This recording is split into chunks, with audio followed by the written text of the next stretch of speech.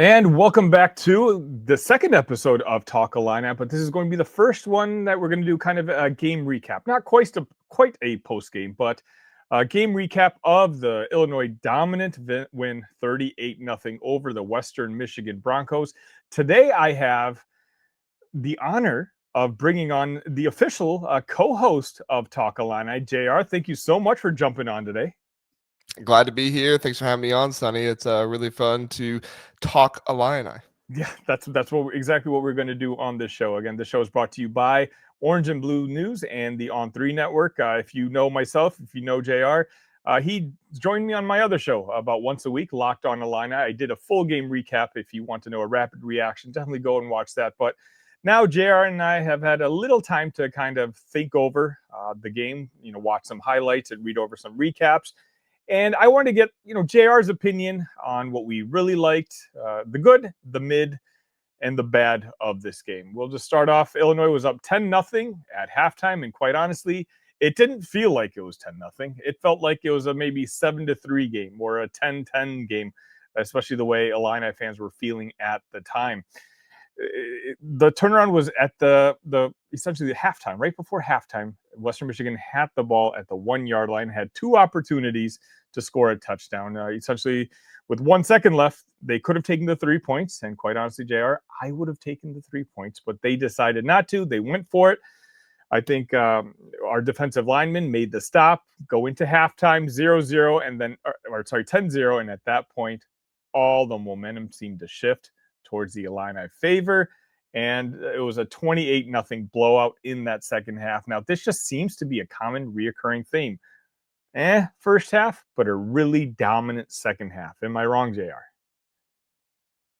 No, you're completely right. And this was my good of the entire game was the defense, right? The defense was kind of what held you in it in the first half. Well, not held you in it. It wasn't like the Western Michigan was all that dominant or anything, but the defense definitely stood their ground, 4th and goal. And I don't think these type of goal line situations, stops and things like that get enough credit. I mean, this is the type of situational football that really good coaching impacts more than a lot of other things that happen in games. Obviously, we've seen Brett Bielema with what he's able to do at the end of games, close game scenarios. His coaching really impacts the guys. But to get these guys, really ready to play hard and to be dominant on the goal line in third down situations. I mean, the entire first half, Western Michigan was 3 of 8 on third down, and they were 0 for 1 on fourth down. That's the kind of stuff where you see the defense really,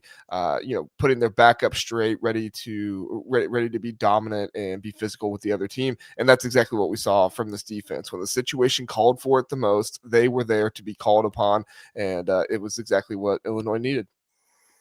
Yeah, you're exactly right. Illinois outgained Western Michigan 236-71 in that second half. I believe Western Michigan actually had outgained Illinois in that first half, despite being down 10 points. But to me, the good, and I feel like this is going to be the good every game on out, is the coaching staff. Once again, whatever conversations Brett Bielema is having at halftime, I just got finished watching the press conference, and he said that he got really riled up and he got very lively and that he smashed his hand against the board and he's going to have to get it checked out at the doctors. Apparently it was a very emotional halftime, and he said so because he knows how good this team can be. And so to see them come off slow start after slow start, it can be frustrating for a guy like him. But again, whatever he said, he needs to do it again. Use the other hand, break the other hand next week, because it's working. It worked against Duke. It worked against Western Michigan today. And quite honestly, I said this on my other show, Locked On Illini. The pleasure of being an Illini fan right now is I know we may not always have the best talent on the field. We may not have the best 11 guys. We may not be the fastest. We may not be the most athletic.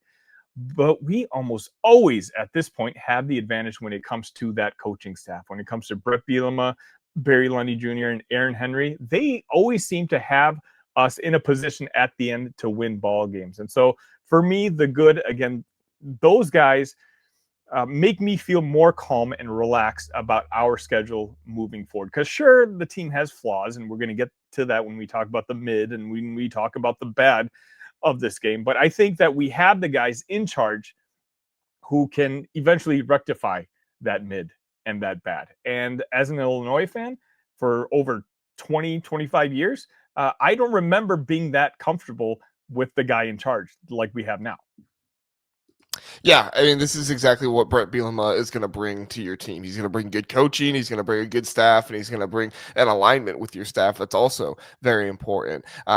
I understood the slow start a little bit more in this game. You didn't have Aiden Lawfrey, obviously, in this one, and so that does kind of impact things a little bit. You'd like to see Caden Fagan get out there and be a bit more dominant running the ball early on. However, he did finish with 100 yards and a touchdown, so he did what he needed to do. And then Khalil Valentine, he went down with an injury early on, but still finished with 63 yards and a touchdown. So the running game ended up being just fine. However, it did have a little bit of a slower start. Like you said, Western Michigan outgained Illinois in that first half. And one of the reasons why was because Illinois didn't even have 50 yards rushing in the first half. Western Michigan had 60 yards rushing. Now, they blew up in the second half, right? Over 100 yards rushing in the second half, and that was a big determining factor. They went from having 3.1 yards per carry in the first half to 5.2 in the second half. So I don't know if slamming your fist is going to make the running game better every single time, but Bert, if that's what happens every single time, keep slamming the fist, man. That's over 2 yards per carry after a fist slam. I'm for it. And it's also one of those things where Luke just got into like a mood, a zone where, he completed 11 passes in a row at one point. And I almost question and I wonder to myself if this would never happen with the Brett Bielema team, but this just might be the type of team that might be better off passing the ball to set up the run. And again, it's just wild. You saw that second half. Luke Altmyer, I mean, the guy deserves his flowers. When Khalil went down, we essentially had no running game in the beginning of that second half, and he just kept slinging the ball. Obviously, he got touchdowns to Ashton Hollins. At one point, he should have gotten a touchdown himself. No, he did get the rush touchdown himself, right? Yeah, he did get the rushing touchdown. I forget the penalty was actually on Western Michigan at the time. But, there's going to be a lot of buzz next week, and I'm sure we'll talk about that later in that matchup against Mendoza, against Luke Altmyer. Mendoza, I think, was accounted for 8 touchdowns on Friday night. Luke Altmyer, if you look at his box score, 17 for 26, 196 yards, 2 touchdowns. Fine, nothing jumping out at you. But anyone who watches these games, any Fighting Illini fan knows that there's no other quarterback I want on my team over Luke Altmyer. There's just a different level of calm. He's got this it factor, some sort of X factor now where he knows what he needs to do to win. And whenever it's time to make a play, he makes it.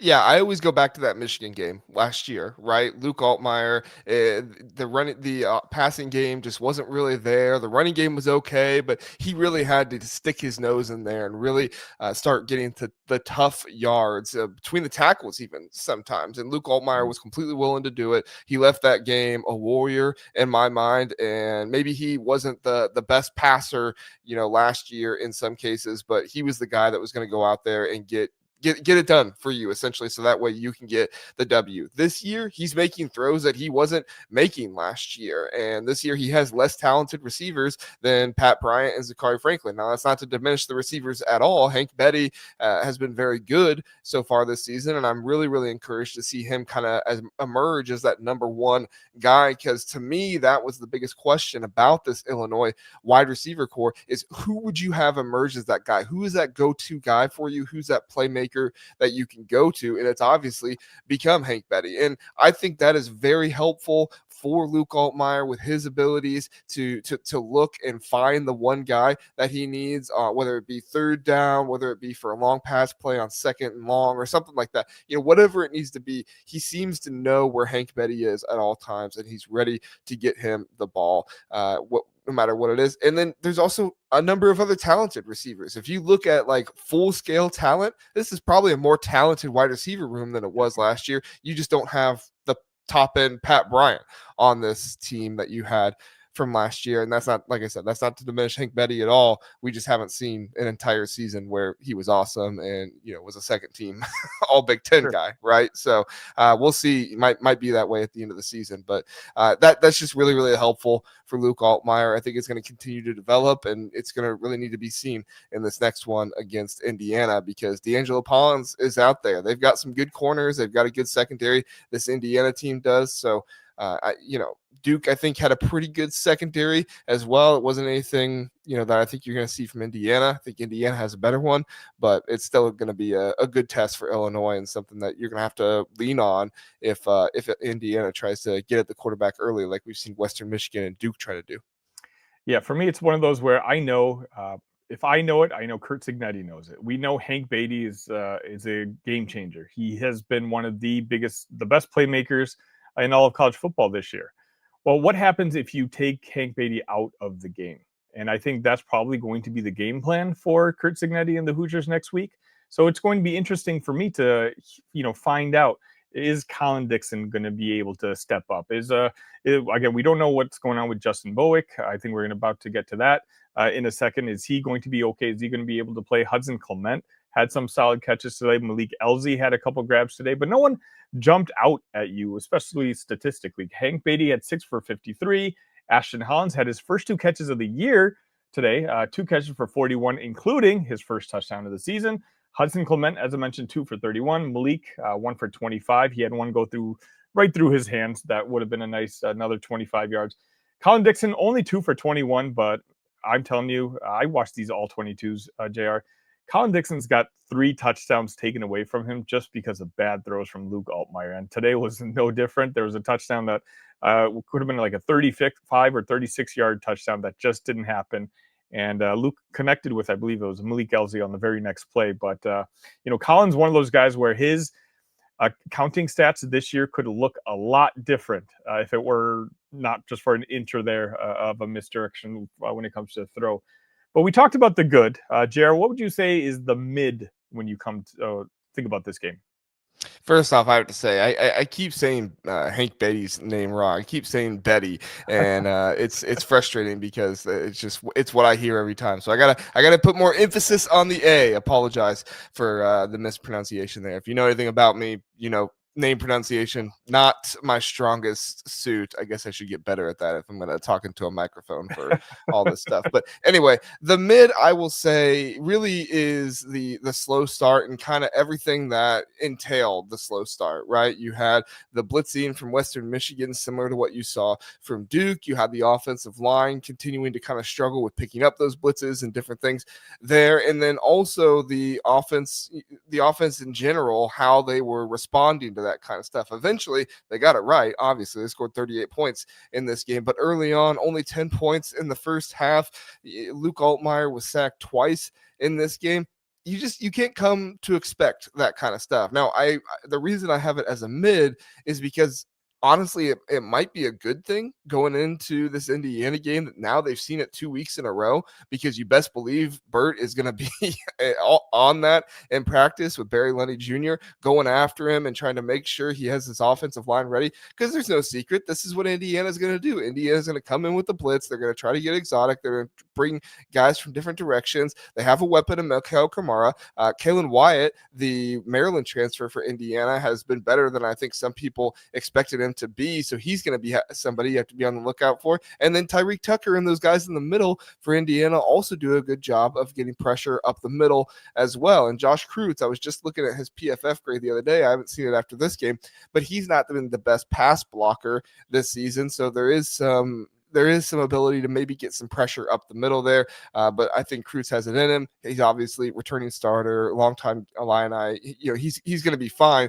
but it's just, when is he going to be fine? When is this offensive line going to be fine? Because they do have the chemistry. They do have the returning guys. They just need to make it happen in this big game against Indiana. I picked Illinois to win early on in the offseason. I don't think I'm going to sway off that pick, but it is something we have to think of a whole lot more, because unfortunately with this Indiana team, they can get going and they can get going fast. And if Illinois finds themselves in a situation where they're down 14, 17 to nothing midway through the second quarter, that's going to be a really deep hole to dig out of. Yeah, you're exactly right. One thing I'm going to probably dig deeper into once I get to rewatch the game once or twice is I've noticed in the second half, both against Duke and against Western Michigan, the offense seemed to flow better and could make up for the offensive line's deficiencies when they just ran tempo offense, when they ran RPOs with Luke Altmyer. I always say it's a cheat code to have a senior quarterback like you have in Luke Altmyer. And more often than not, he's going to make the right choices. And he's always been the type of quarterback who just when he's in the zone, he's just going to play better. I almost think that to counteract the blitzes, if you just get to the line of scrimmage immediately, really fast, don't give the defense a time to substitute or really game plan properly. I think maybe keeping the defense on its toes seems to me be one of the best offensive strategies that Brett Bielema and this Luke Altmyer team may need to adapt earlier on next week. Again, we can't wait in half and see if the offensive line is going to figure it out. I think this is just an adjustment that maybe right off the bat we go quick. We do RPOs. We're just quick to the line of scrimmage and keep that defense on its toes because again, you can't argue with the results. I believe in the final two games in the second half we've outscored them 59-6, something along those lines, and that's the common trait that I recall seeing from those two second halves.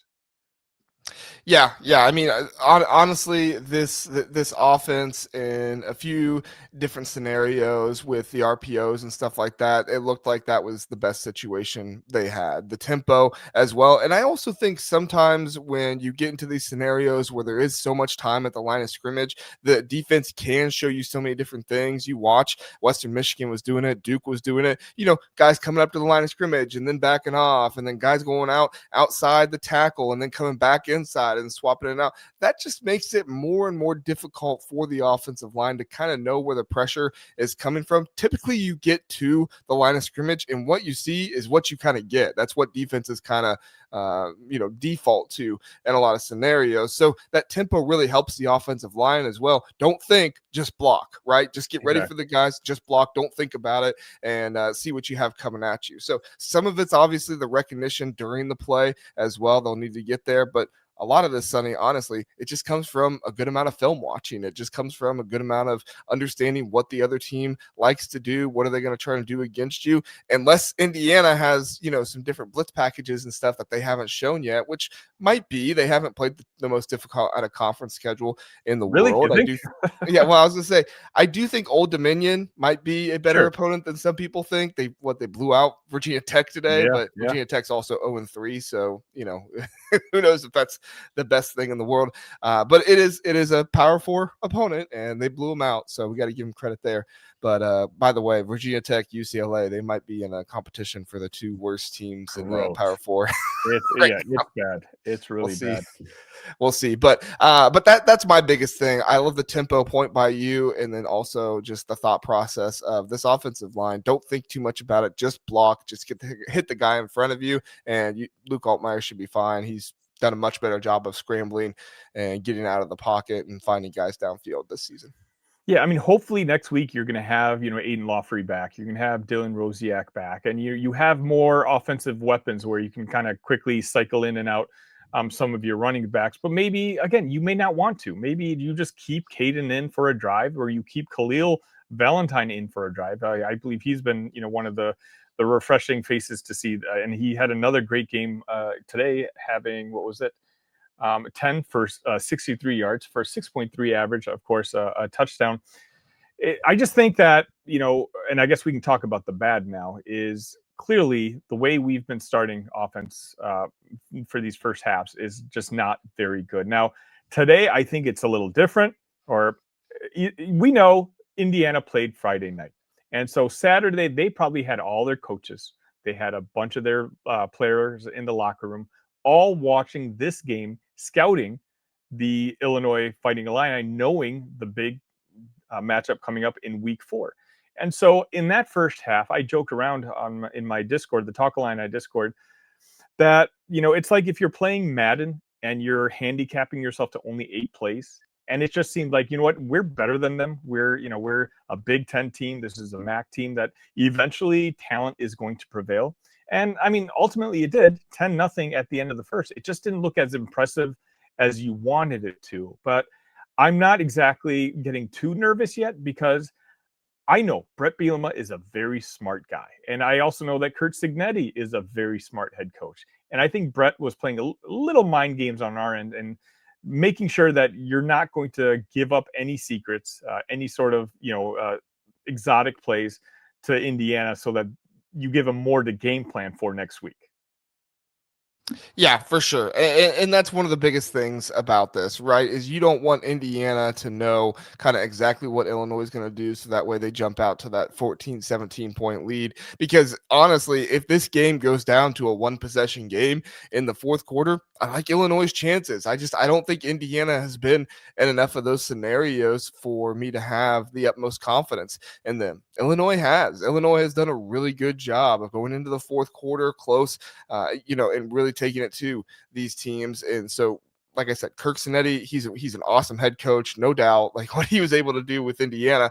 But there's still so much that goes into the game, the situational football, and we just haven't seen as much of that from Indiana in their times. And honestly, Indiana still a little bit of struggle with their special teams. They had a number of special teams penalties against Indiana State that you just cannot have. So, that's another thing I'm looking for in this one. Has Kirk Cinetti done enough to shore up the special teams after that Ohio State game where Caleb Downs had a punt return touchdown? Could that be Hank Beatty in this one?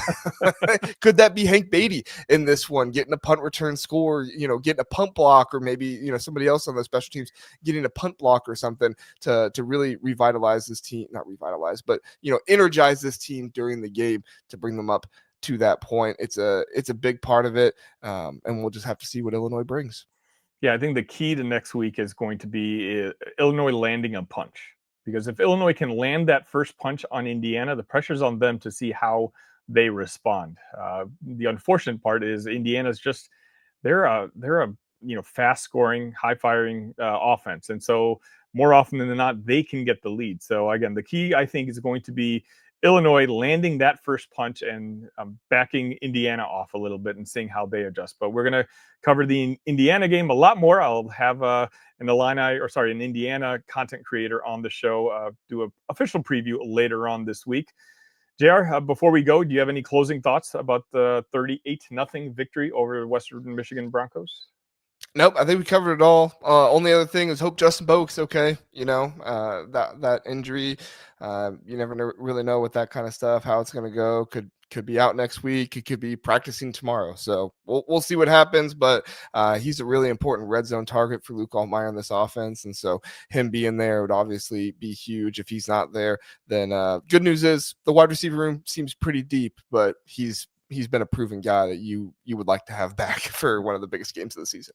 Exactly. If you want to keep up to date with what's going on with Justin Boak, make sure you subscribe to Orange and Blue News and also subscribe right here on Talk Illini. We'll have, another preview episode probably sometime mid this week. We'll preview that big matchup against the Indiana Hoosiers. Make sure you've hit the like button. Make sure you subscribe to this particular channel. Send it to other Illini fans who might be in your life, as we are very excited to get this channel growing. Until next time, ILL.